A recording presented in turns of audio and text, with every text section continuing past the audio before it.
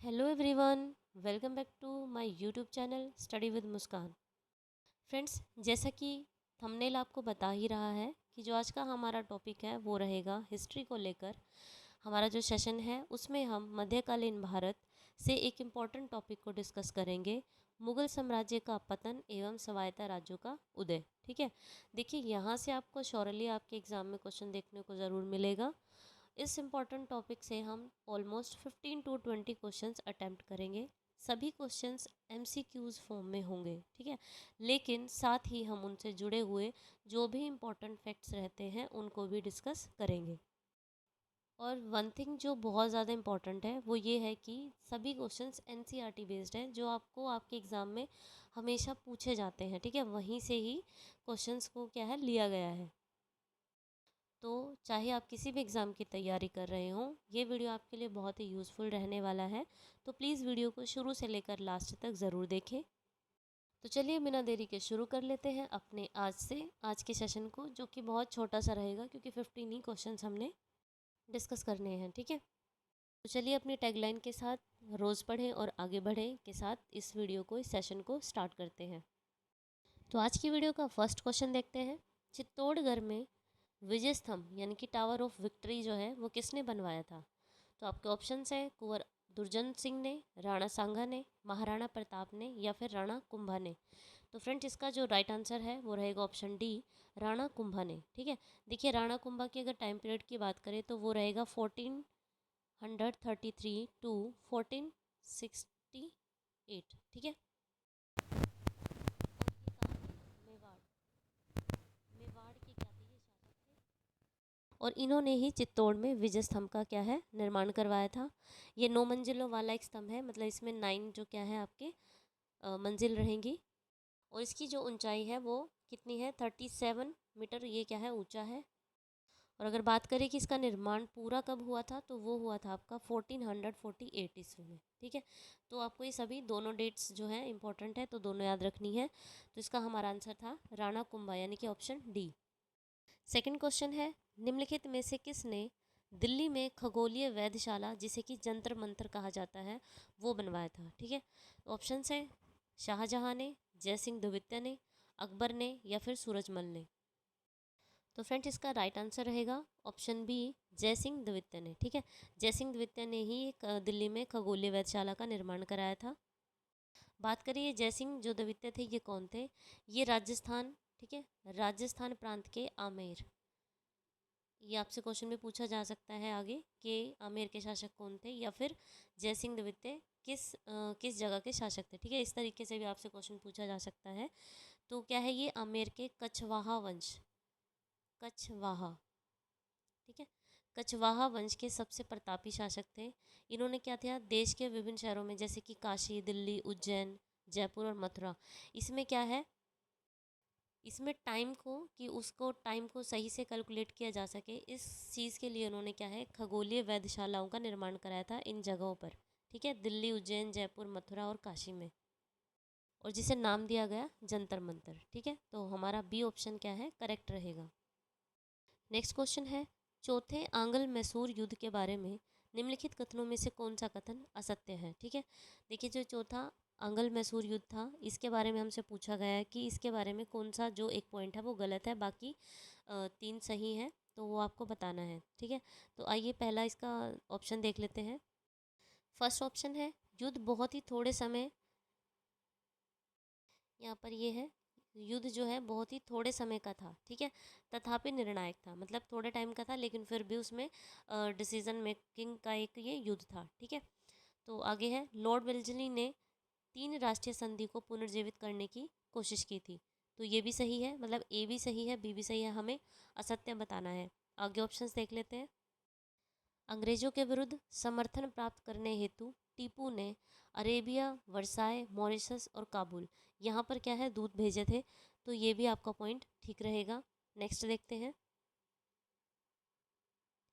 मद्रास परिषद ने मैसूर पर कठोर एवं तीव्र आक्रमण की, तीव्र, ठीक है, तीव्र आक्रमण की क्या है नीति का सुझाव दिया था।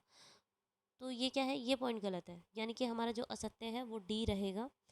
देखिए, जो आंगल और मैसूर युद्ध हुआ था, ये जितने भी युद्ध हुए थे ये उनमें सबसे चौथी लड़ाई थी और लास्ट की लड़ाई थी, ठीक है। और जो अंग्रेज़ थे इन्होंने मैसूर की जो कैपिटल थी उस पर क्या है अपना कब्जा कर लिया था, कैपिटल पर इसकी। इस युद्ध में क्या हुआ था, जो टीपू सुल्तान थे उनकी डेथ हो गई थी। और इसके बाद क्या हुआ, जो ब्रिटेन है, ब्रिटेन ने क्या किया, ओडेयर, ओ डेयर, ये एक वंश था, ठीक है। ओडेयर वंश, ओडेयर राजवंश था या वंश था, ठीक है।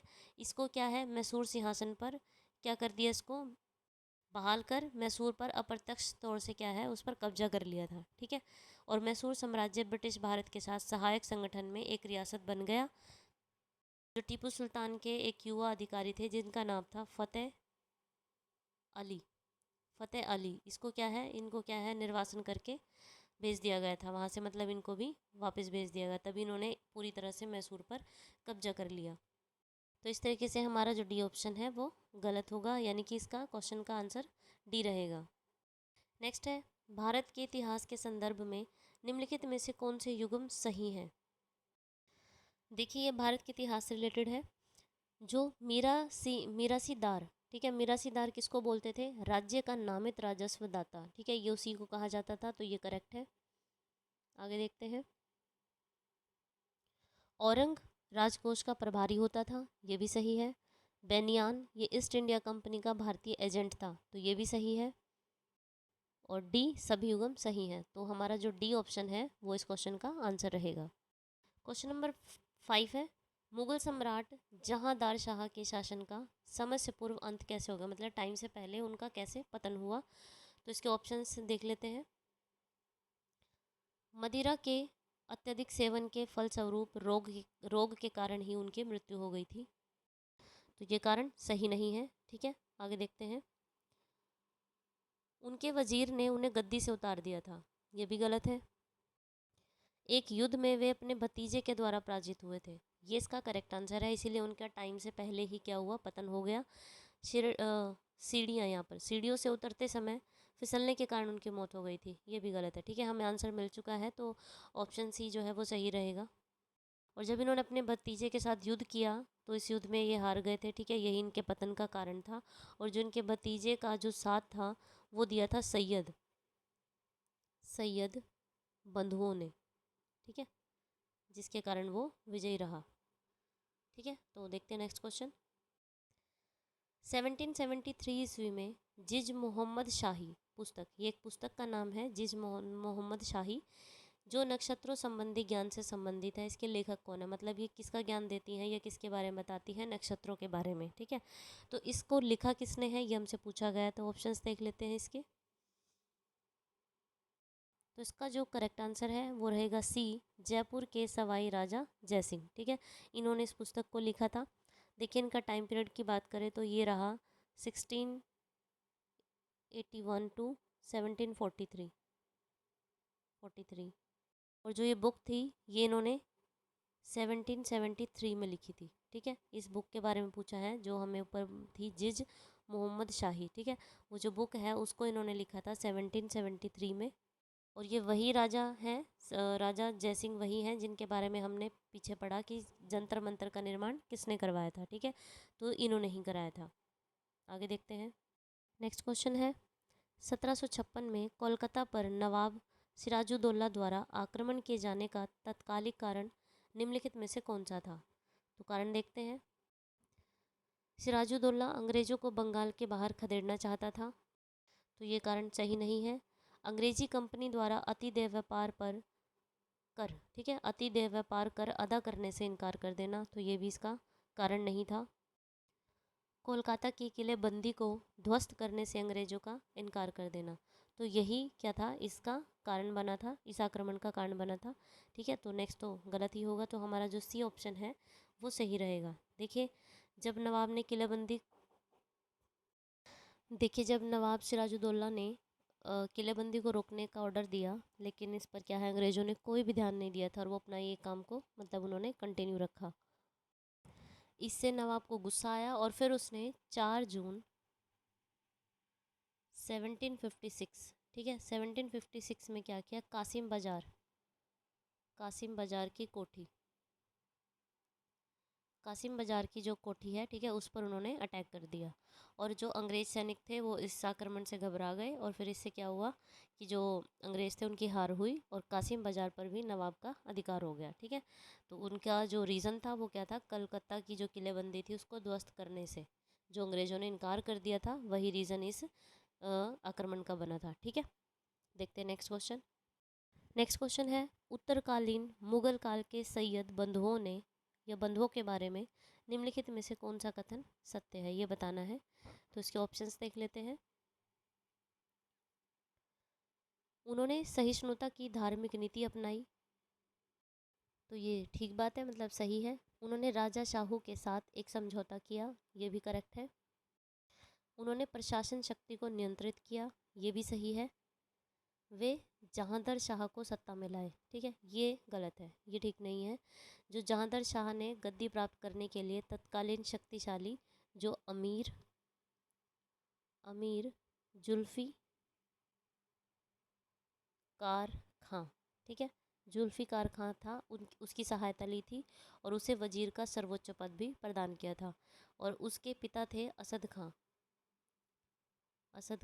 ठीक है, उसको क्या है, वकील नियुक्त किया। इनके जो फादर थे इसको उन्होंने वकील नियुक्त किया। ठीक है, तो ये जो जहांदार शाह है इसको सत्ता में कौन, मुगल कालीन जो सैयद बंधु थे वो नहीं लेकर आए थे। ठीक है, तो इसलिए जो हमारा ऑप्शन डी है वही राइट आंसर रहेगा। नेक्स्ट क्वेश्चन है, सम्राट अशोक के राज्य देश है यहाँ पर, ठीक है, जो राज्य आदेश होते हैं उनका सबसे पहले व्याख्यान किसने किया था। तो ये बहुत ही मोस्ट इंपॉर्टेंट क्वेश्चन है, इसका आपको शायद आंसर पता भी होगा। ठीक है, तो ये है ऑप्शन सी, जेम्स प्रिंसेप। ठीक है, इन्होंने क्या है, इनके राज्य आदेश जो थे उनका सबसे पहले व्याख्यान किया था और ये इन्होंने कब किया था, 1837 में। ठीक है, आपसे डेट भी पूछी जा सकती है। और जो भी इन्होंने व्याख्या की या जो भी इन्होंने अपना वर्णन किया उससे पता चलता है कि राजा ने खुद को देवताओं का प्रिय, राजा पियादशी, ठीक है, ये सब चीज़ें उन्होंने कहा है, देवताओं का प्रिय। तो ये भी उन्होंने एक तरह से उपाधि ली है अशोक सम्राट ने। और एक था राजा पियादसी। ठीक है, तो ये किससे पता चलता है हमें, जेम्स प्रिंसेप की व्याख्या से ही पता लगता है। ठीक है, नेक्स्ट क्वेश्चन देखते हैं। निम्नलिखित में से कौन सा एक दिल्ली में नादिर शाह के सैन्य अभियान की सफलता के लिए संभव कारण नहीं था, मतलब वो जो सफल हुए उनका कौन सा कारण नीडेड नहीं था या सही नहीं था वो बताना है। तो ऑप्शंस देख लेते हैं इसके। दिल्ली की रक्षा के लिए विलंब से तैयारी, तो ये उनकी सफलता का कारण था। ठीक है, इसलिए ये सही है। कमज़ोर मुगल सम्राट, ये भी सही है। और उत्तर पश्चिमी सीमांत में मजबूत रक्षा का अभाव, ये भी सही है। आक्रमणकारी सेना द्वारा बेहतर सैन्य प्रौद्योगिकी का प्रयोग, ठीक है, ये गलत है, तो ये उनका कारण नहीं था।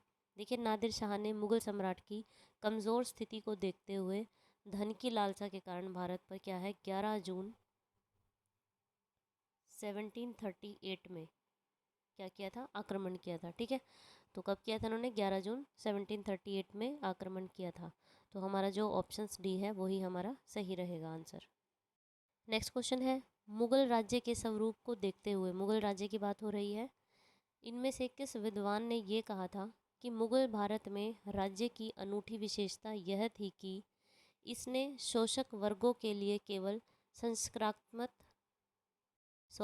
संरक्षात्मक भुजा के रूप में ही भूमिका नहीं निभाई, बल्कि यह स्वयं शोषण का प्रमुख जरिया भी था।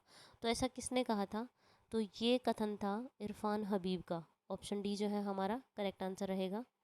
नेक्स्ट क्वेश्चन है, भारतीय इतिहास के मध्यकाल में बंजारे सामान्यतः कौन हुआ करते थे, तो ये हुआ करते थे व्यापारी। ठीक है, ऑप्शन सी जो है राइट आंसर होगा। देखिए, जो बंजारे थे वो भारत में ट्रांसपोर्ट्स का जो भी सामान होता है उसको एक जगह से दूसरी जगह ले जाते थे और जो भी वो सामान लेकर आते थे उनमें ऑलमोस्ट क्या चीज़ें थी, नमक, अनाज, जलाऊ लकड़ी होती थी जो ईंधन की लगा सकते हो आप, और पशु, ठीक है। ये सब चीज़ें जो है वो इधर से उधर लेकर जाया करते थे। और ये जो बंजारे थे इस तरह से ये क्या खाना बदोश व्यापारी कहलाते थे, ठीक है। तो ये क्या थे, व्यापारी थे। ऑप्शन सी राइट आंसर रहेगा। नेक्स्ट है 18वीं शताब्दी के केरल में त्रावणकोर राज्य के बारे में निम्नलिखित विशेषताओं में से कौन सी सही है, ये बताना है। त्रावणकोर ज्ञान का एक महत्वपूर्ण केंद्र था, ये सही है। 1729 से लेकर 1758 तक मार्तंड वर्मा त्रावणकोर के शासक रहे हैं, तो ये भी सही है। त्रावणकोर ने एक सशक्त सेना बनाकर 1741 में डच लोगों को हराया, ये भी सही है। तो ऑप्शन डी जो है हमारा सही रहेगा आंसर, क्योंकि सभी कथन सत्य हैं। नेक्स्ट क्वेश्चन है 18वीं शताब्दी में अवध का सबसे पहला नवाब वजीर कौन था। तो इसका करेक्ट आंसर रहेगा ऑप्शन सी नवाब सआदत खां, ठीक है। सआदत खां जो है ये 18वीं शताब्दी में अवध के सबसे पहले नवाब वजीर रहे हैं। और ये एक आगरा के सूबेदार के पद पर भी रह चुके थे, ठीक है। सआदत खां अपनी मृत्यु तक अवध पर शासन करता रहा। सआदत खां जो था अवध के स्वतंत्र राज्य का संस्थापक भी था, ठीक है। तो करेक्ट आंसर इसका ऑप्शन सी रहेगा। नेक्स्ट क्वेश्चन है मयूर सिंहासन पर बैठने वाला अंतिम मुगल सम्राट कौन था। तो ये थे मोहम्मद शाह, ठीक है। ऑप्शन डी जो है राइट आंसर रहेगा। मयूर सिंहासन पर बैठने वाले अंतिम मुगल सम्राट मोहम्मद शाह थे। अगर इनके टाइम पीरियड की बात करें तो वो 1719 टू 1748 ईस्वी तक इनका टाइम पीरियड रहा है। और ये जो मयूर सिंहासन है इसका निर्माण किसने कराया था। मयूर सिंहासन का जो निर्माण है वो मुगल शासक शाहजहाँ ने कराया था, ठीक है। ये आपको याद रखना है, शाहजहाँ ने कराया था। और इसी मयूर सिंहासन को 1739 ईस्वी में कौन, ईरान का शासक नादिर शाह लूट कर अपने साथ कहाँ ले गया, ईरान ले गया था, ठीक है। मयूर सिंहासन जो है वो क्या है 3.5 गज लंबा है, 2 गज चौड़ा है और 5 गज ऊंचा है, ठीक है। तो ये इसके कुछ इंपॉर्टेंट पॉइंट्स हैं, तो सभी आपको ध्यान में रखने हैं। तो इसका आंसर डी रहेगा। आगे देखते हैं। नेक्स्ट है केरल के राजा मार्तंड वर्मा के बारे में निम्नलिखित में से कौन सा कथन सत्य नहीं है। सत्य नहीं बताना है, यानी कि 3 सत्य है, तो देखते हैं सभी। फर्स्ट है उसने मजबूत आधुनिक सेना संगठित की थी, सही है। उसने सामंतों का दमन किया, ये भी ठीक है। उसने त्रावणकोर पर शासन किया, ये भी करेक्ट है। उसने शांति बनाए रखने के लिए यूरोपीय अधिकारियों को भारी रिश्वतें दी, ठीक है। ये करेक्ट नहीं है, तो ऑप्शन डी जो है हमारा राइट आंसर रहेगा। देखिए राजा जो मार्तंड वर्मा है इन्होंने त्रावणकोर पर शासन भी किया था, इन्होंने सामंतों का दमन भी किया, ठीक है, अपने राज्य का विस्तार करने के लिए। लेकिन जो क्या है मार्तंड वर्मा थे इन्होंने आधुनिक सेना का गठन करके क्या किया था, फ्रांसीसी सेना को पराजित किया था, ठीक है। ये शांति बनाने के लिए नहीं, इन्होंने फ्रांसीसी सेना को पराजित करने के लिए ऐसा किया था, ठीक है। नेक्स्ट क्वेश्चन है निम्नलिखित में से कौन अवध का प्रथम नवाब था। तो इसका राइट आंसर है ऑप्शन डी सआदत खां, ठीक है। ये क्या थे, प्रथम अवध के नवाब थे। और ये 1724 में नवाब बने थे अवध के। और 1739 में इनकी डेथ हो गई, तब तक भी ये शासन करते रहे अवध पर।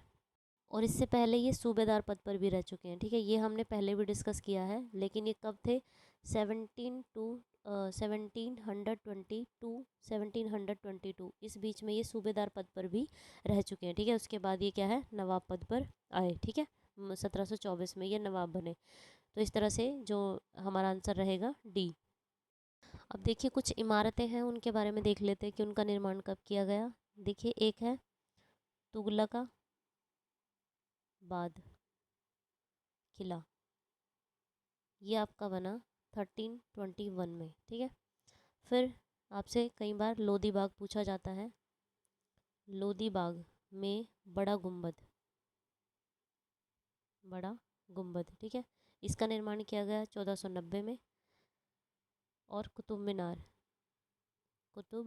मीनार इसका निर्माण किया गया 1200 ईस्वी में। और फतेहपुर सीकरी इसका निर्माण किया गया 1569 में, ठीक है। तो ये कुछ इमारतें थी, ये भी आपको ध्यान में रखनी है। तो फ्रेंड्स हमारा आज का जो सेशन है यहीं ख़त्म होता है। आई होप कि आपको सेशन अच्छा लगा होगा। तो अगर अच्छा लगा है तो प्लीज़ लाइक और शेयर कीजिए। नए हैं तो चैनल को सब्सक्राइब कीजिए। और जल्दी ही मिलते हैं आपसे एक नए टॉपिक के साथ, ठीक है। तो thank you so much for watching my video.